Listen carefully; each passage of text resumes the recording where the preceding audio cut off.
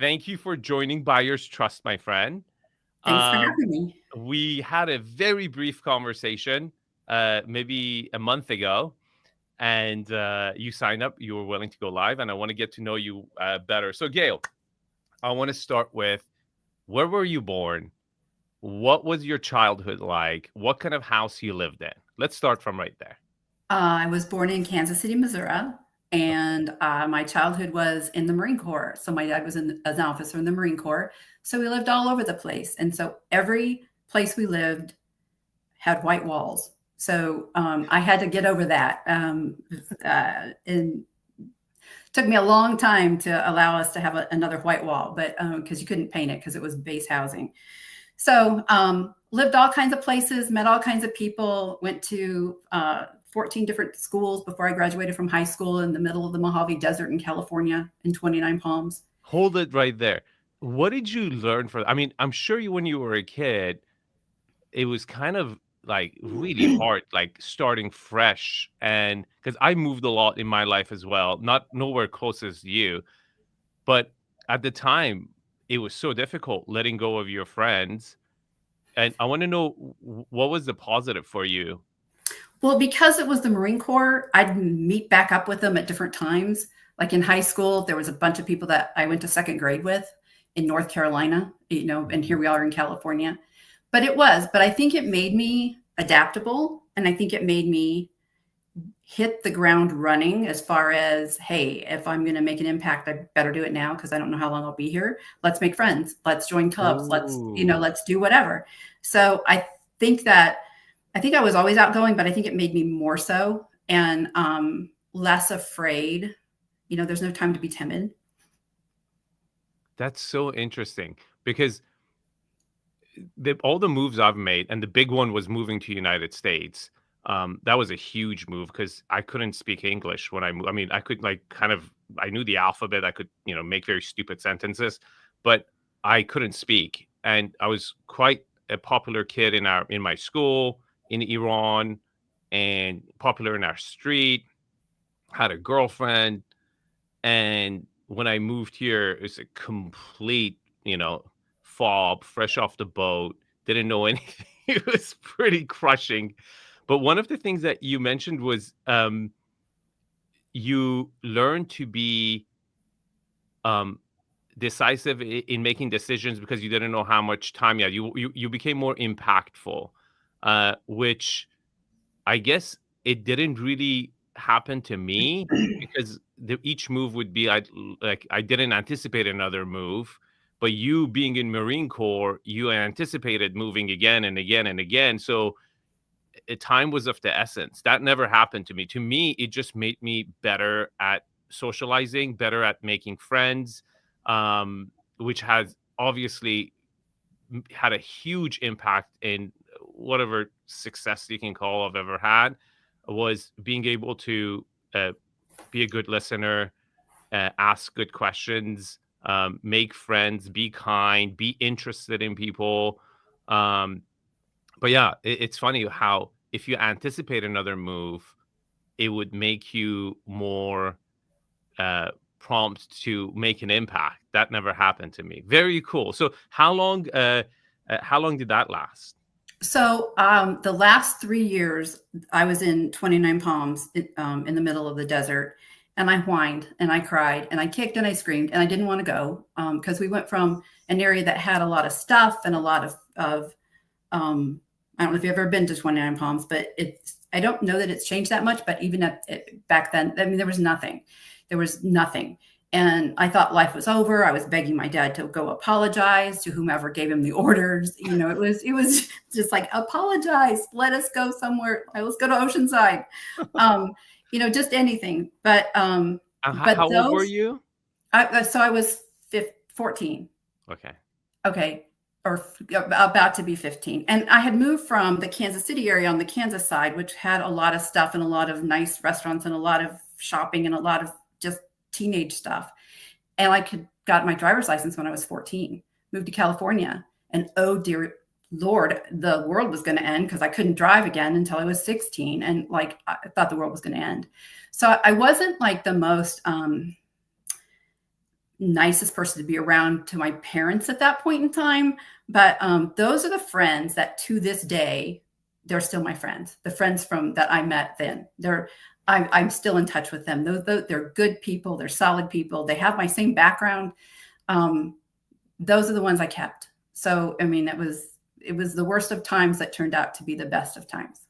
Isn't that interesting? It is like the hardest things that happen to you makes your core so strong and has such a significant impact. When we're raising our kids here, I'm always questioning, and my wife is always questioning, are we making it too easy on them? Should we, is it okay for them to come across a big challenge? And as difficult as that may be, we always think it has its positives as well. Well, So and also you want them to make those challenges when you're there with them to yeah, help them find the solutions rather than not have any challenges until they're on their own and they don't know how to handle it. yeah. So now walk me through. You've told me that you've been involved in real estate for quite a long time. I I believe don't I know used the word addiction. Yeah, addiction. Yeah. I that's don't know the details. Can you walk me through your very, very first experience, um, getting introduced to real estate and possibly, getting involved in this industry?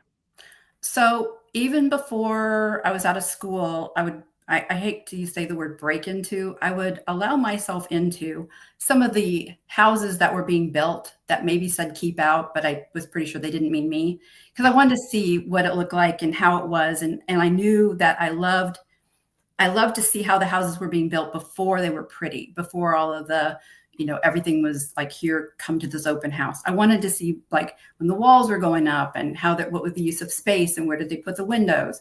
And that's been in me forever. So then I built my first house when I was 19. What? And Wait, yeah, you built your first house when you were 19 years old? yes. How? And well, I mean, the whole world's watching this, so I'm going to watch how I say this, but I got married young Okay. and we had this house. I also didn't stay married, but we built this house and I saw it from the beginning to the end. It was like my soul it was just wonderful. I loved every bit of it. Of course, I made changes because the use of space wasn't right the way that they had put it in. But again, 19, knew nothing, whatever. That was fine. And At the where was same this? when Where? Oh, this was in Kansas. And Kansas. so, yeah, so I was back in Kansas. So I so then when I was 21, I started an adoption agency for children, so there's always been two sides of me, Arvin. There's always been I love all things houses and I also want to save the world. So those have been the two themes of my life. And so, that took off, which that was, I was too stupid to know it wouldn't. So of course it was a great success because when you're young, that's what you do. And so stayed in that house, then built another house, and then moved to another house that then I completely gutted and redid. And then that's been how it was. I mean, the only time that I've actually stayed in a house, I stayed 10 years in a house one time, and that was the longest. But I love houses, and then I like the house, and then I want the house to go to someone else better than when I found it. So it's like my relationship with houses is I'm madly in love with it until I make it be what I want it to, use it for a while, and then hand it off. So that's why I've gone through a lot of houses. Did your first marriage, was it a gentleman who was older than you? Was he in the industry? No. No? And you guys could afford to buy a piece of land at that time and actually build it at that age? Yeah, it was, again, the Midwest, so everything's cheaper. It always was. But also, Arvin, I've had a whole lot of dumb luck in my life, a whole lot, and I'm so grateful for Tell me dumb luck. about it. So super dumb luck, and the door opens. A lot of people might be afraid, but I'm always walking through it. That door opens, I'm in. And I mean, heck, that window opens, I'm in. If there's a way, then you just do it. So, that love of houses continued. And then after the adoption agency, then it took me to Dallas, and then that was the only place I ever rented, and then on What's to okay in Dallas? What part of Dallas? so it was gosh, it was just Dallas proper, so it was in the Okay. city, Okay. and different vibe, different whatever, like the food, but then off to back to Kansas, then off to California again, and that moved to California when I was the CEO of a nonprofit that handled medical research. That was the first house I ever bought sight unseen, and Interesting. that was one of 5 that I bought without actually physically seeing it. And that And agent, what year is this? Because so this is going to be 90. I'm going to say 99, 2000, right in there.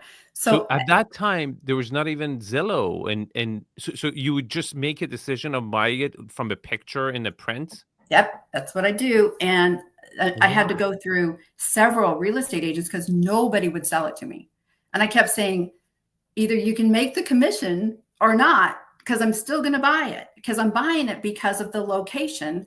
Whatever it looks like, it's going to look better once I get done with it. I'm not coming there to stay long. I figured I'd stay 3 or 4 years. So location was imperative. Now, correct me if I'm wrong. 1999, there was a bit of a recession then, wasn't it? How were the home prices back then?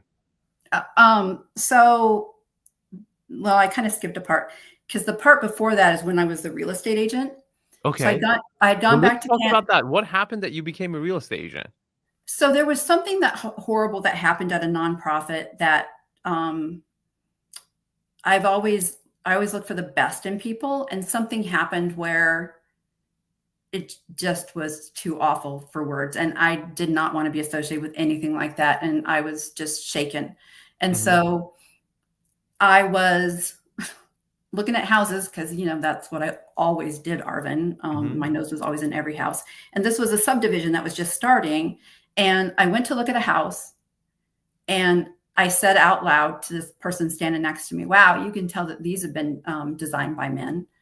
And he said, "Why do you say that?" And I said, "Well, because everything's in the wrong place." And so then he's like, "Well, tell me." So I told him all of this stuff. Here, put the window there. You want this kind of light. Like, who wants to come in and see that? And whatever and whatever. Well, he was the builder. Oops. Yeah. You And basically you pulled the Arvin on him on the spot. on the spot. And I'm like, dude, and these white walls have to go, because I was still in my no white wall stage. So I have to give Mike a lot of credit because he believed in me and he gave me the subdivision. So What? And yeah, how old were you here? I was young. I was still young. So it was, and under my belt, zero. Arvin, zero. How many millions of dollars had I sold? Let's say zero, because I bought, but I had never sold. So I Yeah. got my license, got the subdivision, and then that was during the week. And then on the weekends, I had like people who would wanted to buy houses, and so I'd show them around. But I had a rule. I also had 3 sons that at that point in time, and everybody was going every direction as kids are, to go to practices and games and whatever. And I'm like, dude, I don't want to spend all my time doing this. I'm not going to miss out on their childhood. And so I would tell everybody, I'll show you 3 houses. I'm going to show you 2 that you want to see, and I'm going to show you 1 that I think you're going to want. And if you want to see more than 3, then I got, I can refer you. I can give you over. And That's interesting. Hold on. So I'm amazed at the level of confidence you had at that age with little experience, but it seems like you had conviction, right? I did. You had Passion. conviction. I had Yeah, you had passion. passion about what you knew was right, the right way to do it, and you just followed up on that and said, "Sure, I'll show you 2, but let me pick 1." And that And 3rd one, I'm going to pick based on everything you've told me that you're and looking then for. time's up. And then Time's and then up. time's up. Either like if you want some of that, the kitchen from this one and the bathroom from that one and the whatever, and that doesn't exist, and I don't have time. And meanwhile, yeah, I'm not going to miss my kids' game. So you can Yeah. go and talk to this person because I'm here to sell people houses that want to buy them. So yeah, I stuck to it. And 99% of the time they picked the house that I showed them, that I picked out for them. Oh my God. And yeah, so because a lot of it is like, it wasn't smoke and mirrors. It was getting to know the buyer, like what would make them happy? What's important to them? You talk about the engineers and whatever that watch this program, but there's a lot of people skills that are involved in real estate. And those people skills are listening and understanding.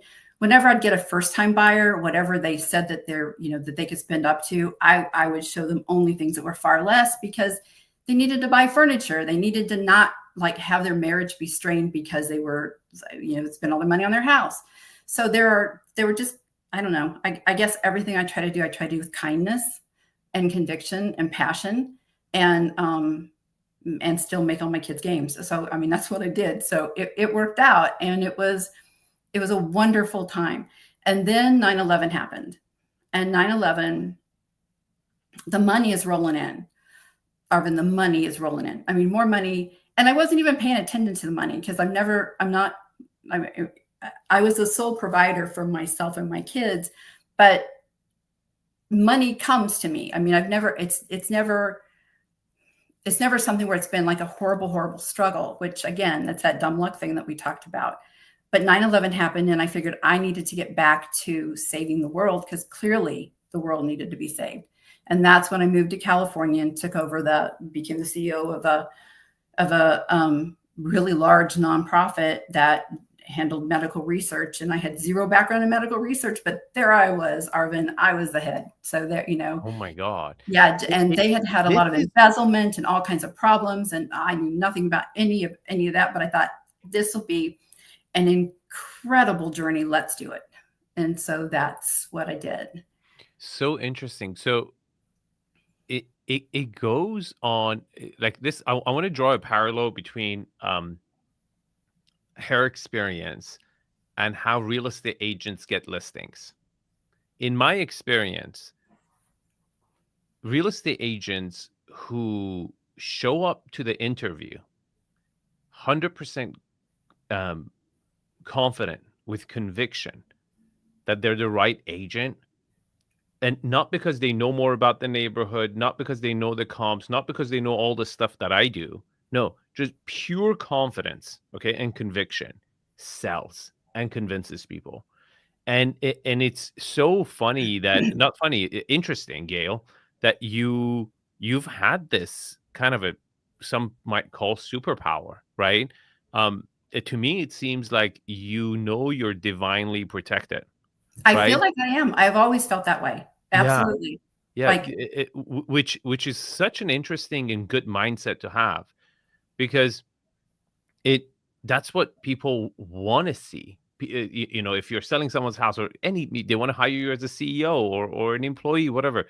It's very cool to have that internal belief in yourself to come out and say, "No, I've never done it," and you're not lying. I've never done this, but this is how I would do it, and I know it will work. Um, so kudos to you. Okay, let's keep going. Okay, so how did that real estate um, career go? How much were you selling at the time? so I sold for 4 years, and all 4 years I was in the top 3% for that company nationally. Wow. Yeah, and so you got free trips and all kinds of stuff I didn't take because I want to go to my kids' games.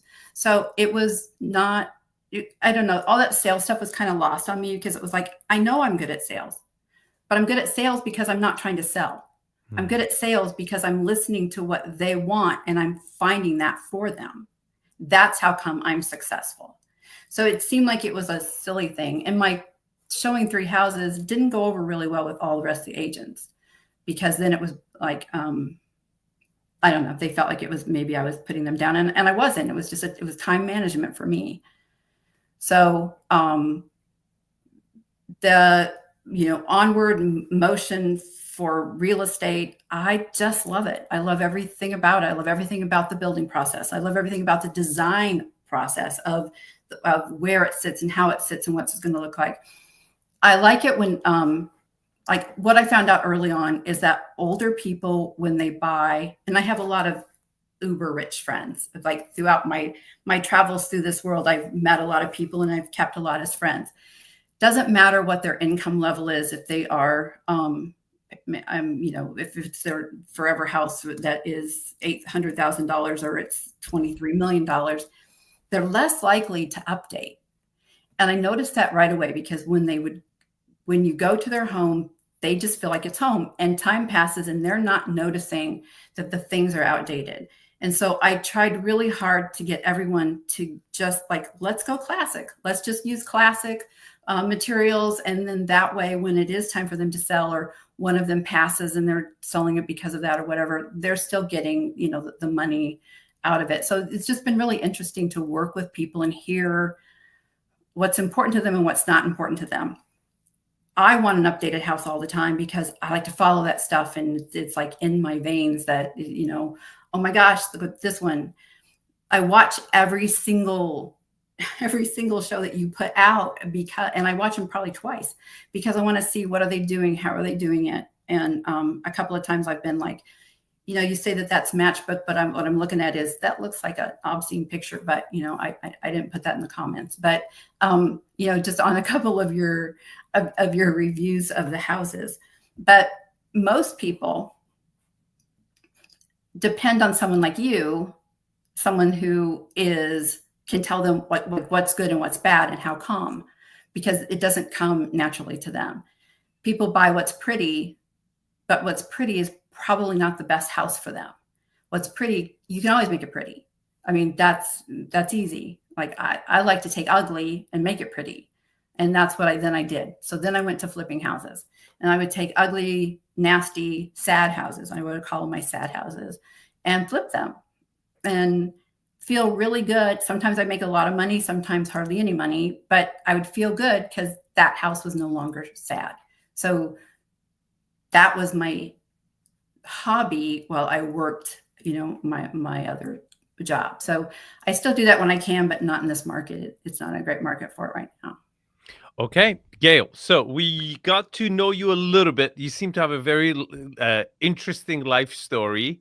Now, I kind of want to get to know the audience and kind of their story. It could be a real estate story, could not be a real estate story.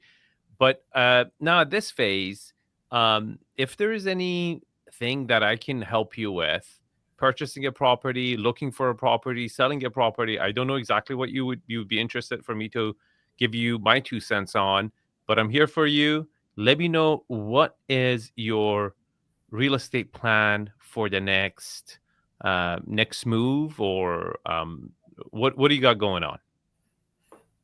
So, all right. Right now I live in Naperville, Illinois, and I live in Leawood, Kansas. And they're both very nice areas. And we're there. I split my time. We're there for reasons. And we're looking to have some kind of mountain place somewhere. And so last weekend we were up in Breckenridge looking around, and I'm fearing what I'm looking for doesn't exist. I don't want to feel like I'm living in the mountains. I want to feel like out just me, like here, go shoot a bear or something. I don't want that. I like it to be close to all the stuff. I want there to be restaurants and shopping, just like with my other 2 places where I live. There's incredible shopping. There's fantastic restaurants. I want to live in a place where I can get to that pretty quickly. I also can't stand it when someone is right up my rear end in my backyard. I do not want that.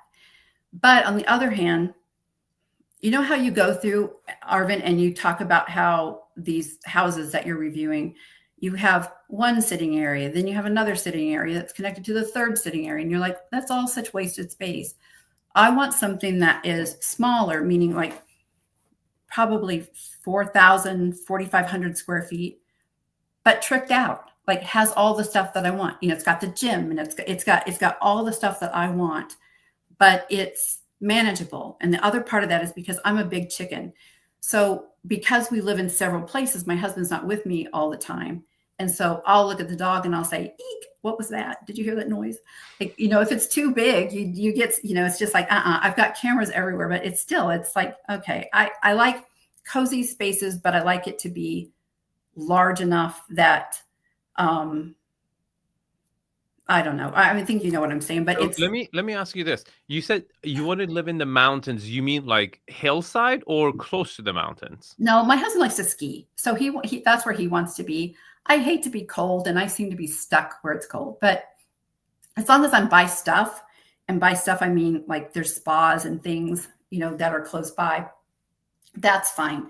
We greatly prefer Utah. So Park City, we both love, but it would be difficult for all the kids and everything to get there all the time. So we're trying to make this be more of a, everybody can come and hang out when they want to, with individually with their families or friends or whatever, or we can. So that's why we're looking at it being maybe in the Colorado, in the, area. But So I also accessibility is super, super important. So I'm looking at the map. I guess Colorado is, probably what, 7-hour drive, right? From Kansas City, yeah, 5-hour drive. yeah. From Illinois, it's definitely a flight. Yeah, but what we do is we drive because I got the dog. So we drive to Kansas City, and so the dog nanny comes to that house, and then we go on to Denver and rent a car and drive from there. Okay, so you want to be close to the mountain, but you want to be in the city or village, shall we say? You want to be, but it seems like you have you want to feel privacy. So about what size lot are you looking at? Like, what would be the ideal lot size for you? I mean, I don't know because it's difficult up there because anytime you look at lot sizes, it's like then there's something that goes straight uphill or straight downhill or, it's like, okay, that's.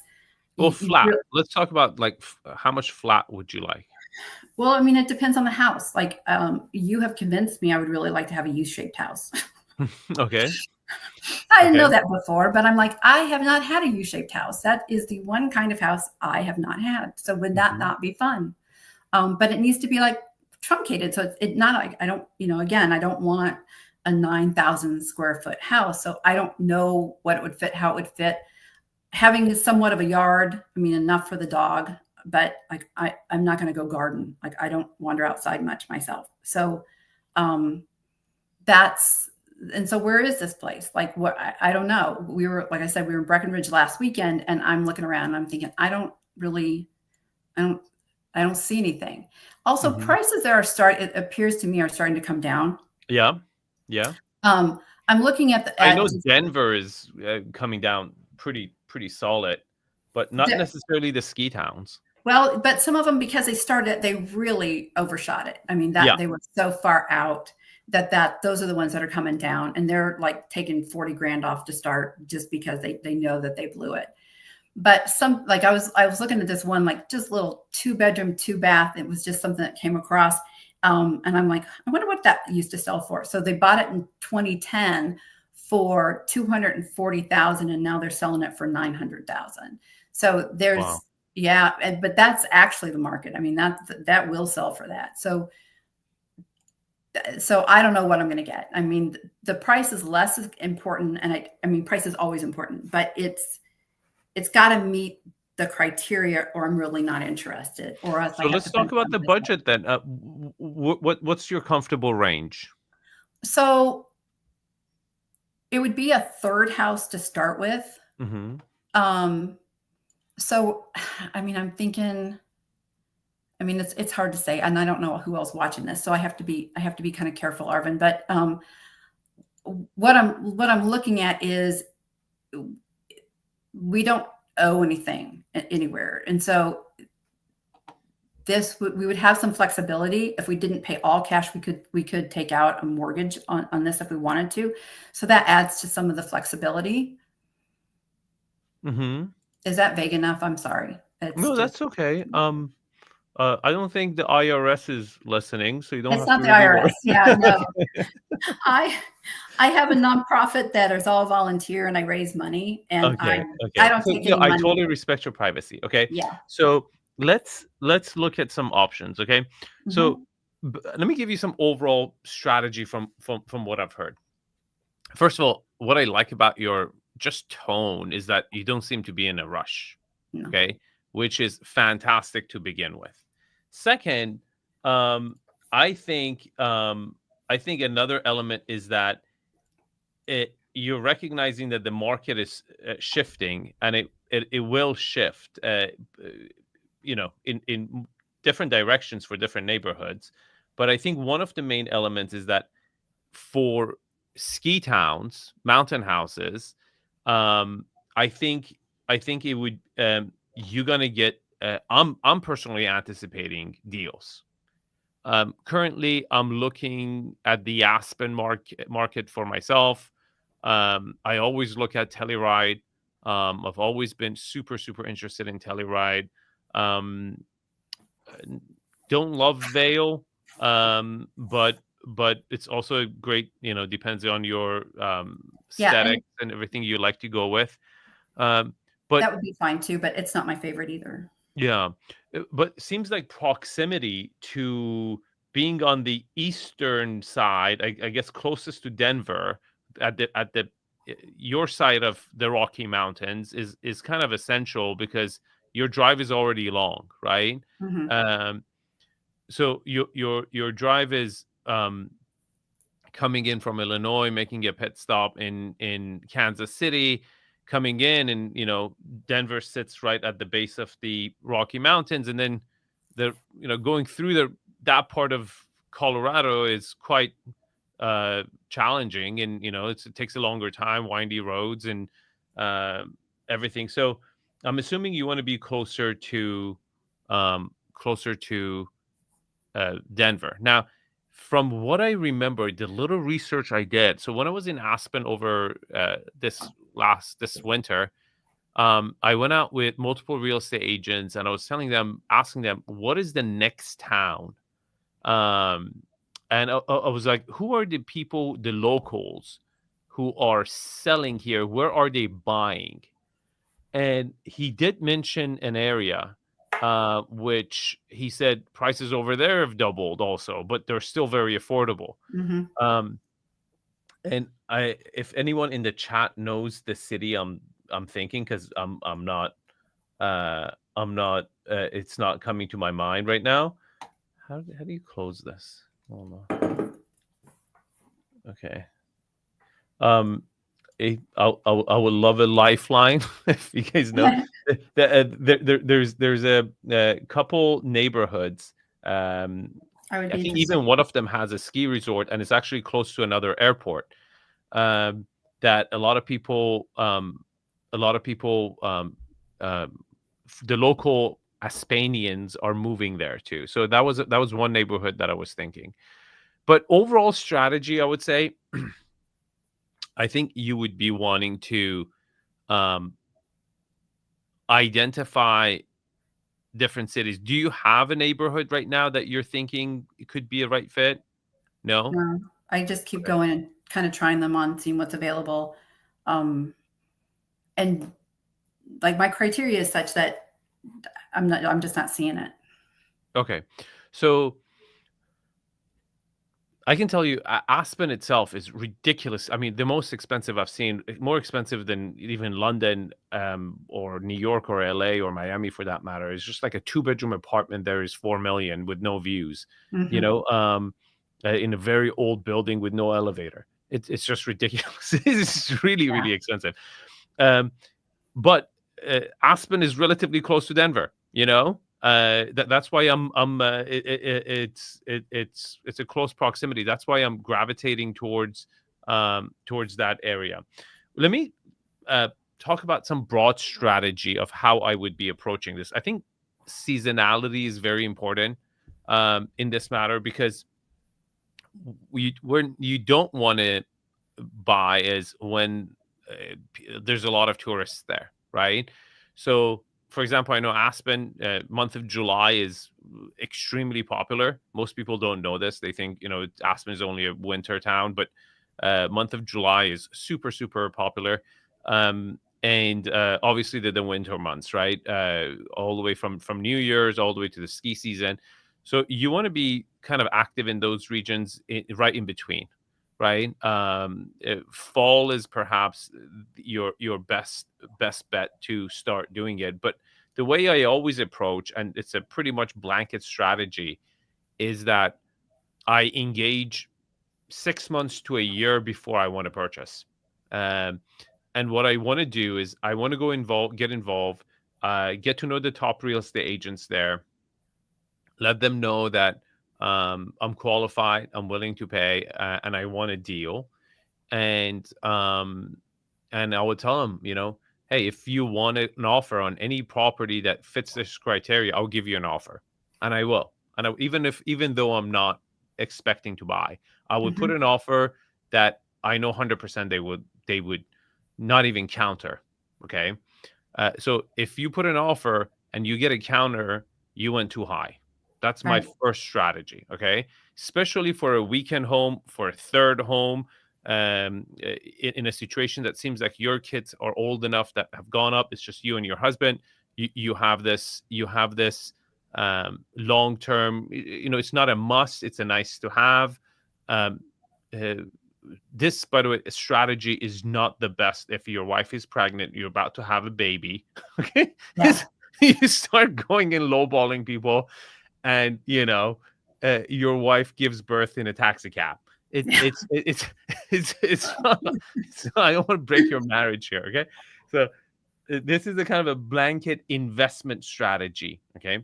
um uh, for I'll tell you, like, in a phase where I am, my next house, okay, that again, my wife and I were actively looking in LA, and in some other cities as well, that if we ever decide to make a move from Los Angeles again, it's just I'm curious about so many different markets. So um in those cases, my wife is sick and tired of moving into fixers. Okay, because my strategy has been, I'm not going to buy a done house. I'm not going to pay retail. Yeah.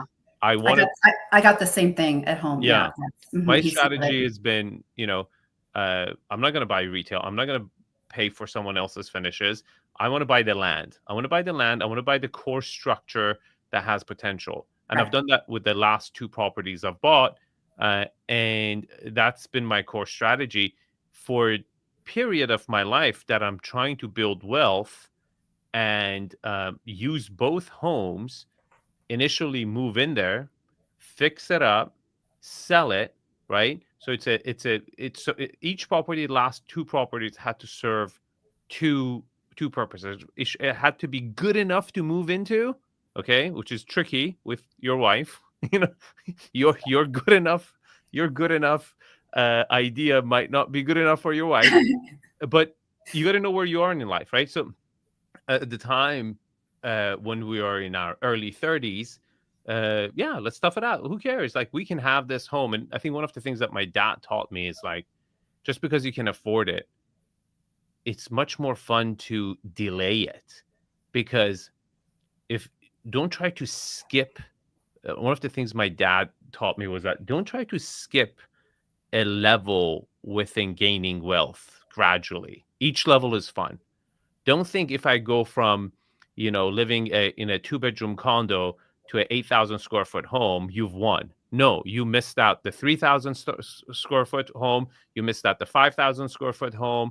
You've missed out the 7,000 square foot home. And you should enjoy it, like drag it long. So you enjoy every step along the way. So that's always been my strategy. But where I am today, where our kids are old enough where we really got to make a decision on the next home, where we put our foot down, and this is going to be a home that we're going to live in at least for 7 years, or maybe even 10 years or longer. My wife and even myself, I'm not in a place where I would say, you know what, I'm willing to move into a fixer, Right. or at least if I buy a fixer, I'm not going to move into it. Okay. I would have to fix it before I move in. So I think families first, and where you are in life is first. That's why when I'm catering this strategy towards you, is I think I know for a fact it will work for you with your background in building, is absolutely the way to go. So uh, that's what I would look for. Now, there's a couple other tailwinds for you in this process, and one of those tailwinds is that you, in times of crisis, and I don't know if we're going to enter crisis or not. I personally gravitate towards more. It could happen or it could not, but again, we can't predict the future. But I think the commercial real estate hasn't really been hit as much as hard as it has been. And when you're looking at these really, really expensive ski towns like Aspen, Vail, Telluride, all of them, okay? These are full of secondary homes. And I want to show you on zipsmart.ai because you would see what I'm talking about. So, for example, if we go to Vail right here and we go to the housing data, shadow inventory is 34%. Okay. Now, I think if we even go closer to the actual city of Vail, it could be 69% shadow inventory.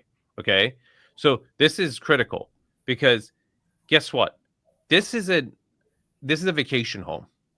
For this person who is very wealthy, this is I don't want to say it's not an asset, but it doesn't produce any income most of the time. Right. Okay. It's expensive to maintain. Things break down. And when this person has to make a decision between, okay, I have 4 or 5 homes that they, at best, maybe some of them are rented at some times.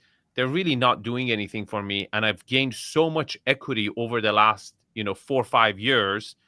And my other commercial properties, okay, which are my life depends on, right? A lot of people who are in that 50, 60 range who are not really actively working anymore, they are really relying on that commercial property to pay for their lives, right? Where they did a cash out refi, they pulled out a lot of money in 2019, and those 5-year loans are coming due. They want to make now the refinancing. They're not just they've lost their cash flow. Some cases they have to put money into that commercial property, and it's affecting their income, and they're under pressure. So what are you going to sell? Are you going to sell commercial property at a time that it's stressed? No. And it was paying for your income, your cash flow and your income. So what do you end up selling? You end up selling one of your vacation homes, and you've already gained a really good equity, and it doesn't produce any income for you. So what you do is you sell that property, pay off the loan or reduce the loan amount on the next one. So when you refinance it, the property still will cash flow for you, pay for your deal, for your income, and then you reduce your expenses as far as repairs, tax, property tax, and all the other stuff there, right?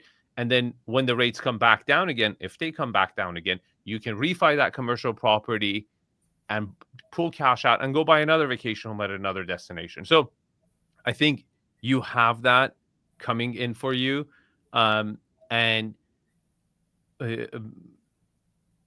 You might want to consider some of these areas, and that's why I'm interested in Aspen, because I personally think if I can find a really, really good deal in Aspen, which by the way, it hasn't been, it's not there yet. I can tell you that we're not there yet. It would be amazing. Yeah, it would be a very good long-term investment. Okay, we got a question. Let's hold on. Let's see. Love your videos. I'm not looking to buy or sell property, even if I wanted to. Watching you is an absolute joy. Thank you so much for supporting the channel. Love you guys. I honestly, I'm so grateful for my message to resonate with such a huge audience. When I started this, everyone thought I was crazy. No one thought, no other agent. And to this point, I've been doing this for some time now. You never see an agent who's selling $20, $30 million homes come this route. Okay. It's not, it's very unorthodox, right? And everyone told me you're crazy. Even a very popular real estate agent sent me a very negative message because I critiqued one of their houses recently. And we had been friends. I'm not acquaintance, I would say. And I was like, this guy doesn't get it. He thinks I'm talking shit about his property, and he has this old mindset that you can't talk analytically about a residential property. Um, but it makes me so happy and committed to my goal of of giving you guys perspective on residential industry, residential properties. So thank you for supporting and thank you for the $5. When people pay on these chats, I feel like a stripper. I feel like me too. Me too. I'm like, am I supposed to like shake it? It's, it's like, thank you. I appreciate you, but you know, it's like, I feel like I'm a stripper, like on a pole, and people are just throwing money at me. It's a funny experience as a creator. So um, yeah. Okay, guys. We are coming towards the end of the thing. If you have any questions for me or Gayle, maybe we will continue having you on with the information I told you. If you find an actual property you would want me to critique, Okay. I would love to have you on again and just do really, now that the audience kind of know who you are, we've got that out of the way. We can kind of start analyzing properties. When you don't have an exact property for me to critique online in front of everyone, I can't do it. But she's not there yet, but I wanted to share her story. If you want to have this service to you, again, I charge $25,000 an hour to provide this service for my clients, and trust me, a lot of people pay. And um, uh, I I think doing these lives are super important because my goal was to help everybody, and I just love human interaction, and I'm curious in people, so I don't mind doing this. I think what is Gayle? How much am I charging for this? Is it like $99 Yeah, for I don't know. I actually, something ridiculously low? not the one to ask. Yeah. Yeah, but the whole point is to um to be involved, help everybody. And I'm very curious about different markets. So it could be a 2-bedroom apartment you want to buy. I don't care what you want to buy. Okay. It could be anything. And I will give you all my information, everything, just like I would give to, you know, um, you know, multiple billionaire clients I have, multiple family offices, my inner circle. I'll give you the same thing for $9.99. I don't know, is it per month or per year? I don't know what I even charge. Yeah. But it's just, I think it would be cool for audience to see that. And I think I'm just very interested in this lives to do it and learn how to do it better. And I wanted to be a part of the channel. So if you have any questions for me or Gayle, more than welcome to throw it up there and I will pick them. Okay. And Arvin, if you come up with those areas outside of Aspen, let me know. I'm going to find that neighborhood. Okay. I'm going to find that neighborhood. That there's one neighborhood that I was told it's really, really picking up, and that's where the locals are going. I'm going to call that real estate agent and find out, remember the name of it, and get back to you. Okay. How long do you wait for a counter offer? I don't wait. I put an offer not to get a counter. As I said, it's the first initial contact. You want to say your message should be, I'm qualified to buy the property. I have only this much money, or I'm willing to pay this much only money right now, and I love your property. I think a huge mistake a lot of people do, they do a lowball offer and they talk shit about the property. Never, even if it is shit and you're willing to buy it because it's shit, you should not tell the seller it's shit. Okay. The message to the seller should be, I love it, but I'm only willing to pay this much for it. Okay. It's way more powerful. No one wants to hear their property, the buyer thinks the property is crap. It's way worse than me critiquing a property, because when I'm critiquing, I'm a third party. I'm not planning to buy that property. I'm just trying to be a third party, unbiased, and give you what I think about it for the sake of transparency. And people get upset over that. So imagine if you're buying it and talking shit, you're disqualifying yourself, right? They would immediately say, he's not the right buyer. So you want to qualify that I am the right buyer and I'm willing to pay this much. So the first offer is to not get a counter. If you get a counter, you came up too high. You started too high. Then you wait and you wait and you wait and you keep contact with the agent. and you come again maybe in a month or so, if the property hasn't sold, you come up a little bit higher, and you re-engage, right? I think this strategy would really work well if you are um, in a market like this. Again, some neighborhoods in Los Angeles, in the United States, are going to go up during this phase as well. But I think we're definitely on a buyer market trends right now, if we're generally speaking. But that's why I've created ZipSmart.ai, where it would tell you each neighborhood is different and everything like that. So, what other questions do we have?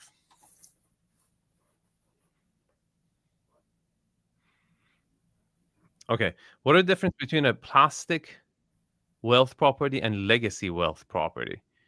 Good question. I don't know what exactly you mean with plastic wealth. My interpretation of your question is the illusion of wealth, right? I think that's the difference. So the core principles to me is your land worth. Okay, what's the value of the land? Like the last video I made about the Alpha M home, he spent $300,000 or $350,000 on the land, and I actually watched another one of the videos which I hadn't seen before I made that video, but apparently he spent $7 million on that property, $7-8 million on that property, which is crazy high. Okay, so he spent like 1% of the properties, the land, 99% is the bill. Horrible ratio. Horrible ratio. Okay. So when you talk about plastic wealth and legacy wealth, you want that portion of the value associated to land to be significantly way better ratio. Now it could be, starting, I would say 30%, but it could be as high as 60 or 70%. Okay, depending what location and everything. I think land plays a big part, and then functionality. How I would say another one I would associate with plastic wealth, the word you're using, is cookie cutter, right? I would say that spec, either tract home development or spec developers that, like, in Los Angeles, everyone is building those, modern farmhouses. Before that was the Cape Cods, and before that was the white box, and before that it was the Mediterranean home. So staying away from that, okay, the illusion of wealth, and sticking to a storytelling property that is architecturally accurate or at least interesting. Again, you don't have to look at a property that, oh my God, this is like the textbook, Georgian federal style, and it has to be brick by brick the correct way. No, it would be nice to have it, but you need to have that symmetry right. You need to have the scale right. You need to have the palette right. And then on the interior is, to me, beside the layout and lighting and privacy, finishes matter the least. Okay. I think most of you always focus on the finishes. Remember, finishes, doesn't matter how much money you spend, in 90% of the projects, by the 10th year, those finishes are dated. Okay, so whatever you spent, right, it's going to be dated. 20 years, forget it. Like, it's done. It's a gut job at that point for most people.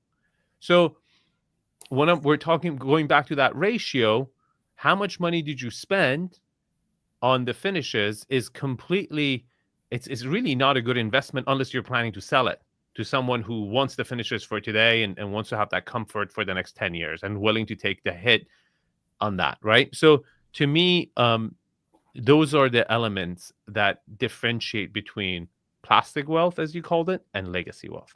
In terms of finishes, what's the most timeless design approach you take? Good question. Tasha, finishes, I would say the most timeless design approach, first, if we're talking kind of a bird eye view, is getting your palette right. Okay. Before even we're talking material, stones, and everything, is getting your cohesive palette right and having that some sort of a continuity from room to room to room, right? Not overextending on the color choices unless you're doing something like, eclectic, but on most cases, being consistent and having continuity within it, the broad picture, right? As far as what I see the most I would say if I was to name one finish that is perhaps has stood the, you know, um, test of time, and not that it doesn't go out of style, it does go out of style, but comes back in pretty quickly, is limestone and travertine. I think those two stones, they spend the least amount of time on the sideline. Um, okay. Finishes. Yeah, I guess maybe you're asking also. Okay, we have another question. On why is the view of trees not considered a view property? Look, because every. Oh, you're saying okay. So if you're like a flat land and you're looking at a lot of trees, that would be landscaping. To me, that would be uh, uh, most landscape. I think for a view property, you need to see a vista, right? You need to have a little bit of a elevation to your property to look at. But looking out to trees is not ugly, but I wouldn't consider that I wouldn't put that in the view category. If you're just looking at your tree, you have, I would say, maybe a good backyard, right? Now, if they're at the base of it, if you could have a view from a flat land if you have beautiful mountains above you. So you could look up to a view. That counts, right? Like for example, if you have a property in the base of Telluride, there are these majestic mountains all around you. I will consider those view properties because you can see the base. You can see the mountain right in front of you. But if you don't have anything above the top of the tree line, to me it's considered more like good landscaping and such. Okay. Thank you so much, Arvin. I love your content and your ethics. It's refreshing. If you have any chance, can you analyze a house in East Asia? I'm curious about how the 1% live in South Korea and Japan. Guys, I have to say, I get a lot of the videos that I make. I get hints from you guys. So I either get emails or Instagram DMs. If you haven't followed me on Instagram, you're more than welcome to do that. It's Arvin_Haddad. And I get DMs, people sending me, hey, critique this property. Look at this. And I look at all of them. So when you send it, I actually take a look to see, because I get a lot of good leads that way for properties that I think would make it good. And who knows better than my core audience who follow me and they know my style and properties that I would have a good thing to say. So yeah, feel free to reach out, but just use it. You actually send the URL link, or that would be the best way, the YouTube link, and I would do it. I would at least take a look. How about that? Gayle, thank you so much for coming on the channel. Now that we got to know you, hopefully we'll bring you back one day, Thank and you so much. we will hopefully critique a property and analyze it. Maybe one day help you put an offer on it, or give you an offer strategy and then work it out through escrow and everything. It would be really, really cool. Well, thanks so much for this opportunity. I appreciate it. Thank you, everybody, for coming. Remember, if you want to join this, you have a good story to tell. Half, depending on the scenario, but the initial part of the interview is getting to know you. I'm curious in you to see who you are, what's been your journey, and then if you also have a question, you don't even have to buy a house. It could be analyzing a house you already have. It could be about a house you want to sell. It could be about, hey, what should I improve in my house before I list it on the market? Any question, any residential real estate question you have, and more technical, the better, I guess. So I could, put the sleeves up and get down to it. Okay. All right, guys. I really, really appreciate you. Thank you for coming on. Love you guys. Thanks for always supporting me. I'm so grateful for that. And I'll see you guys in the next video. I got to make 2 videos today. So you're going to see me in this outfit for the video posting, hopefully on Sunday. So thanks. And the video I'm posting tomorrow, I think you guys are going to be very, very interested, because I did a house tour. Nobody knows this and nobody's ever found the video before, but I'm critiquing my own house, the only house tour I've ever done, I'm critiquing it. So I think you guys will find it very interesting. It's going to be pretty funny. Okay. Thanks for watching. I love you guys. Everyone in the Buyers Trust, well, let's meet up at the studio. I see Jimmy's here. Catherine is here. We will have a quick regroup before we close it off. Okay. Love you guys and have a good one.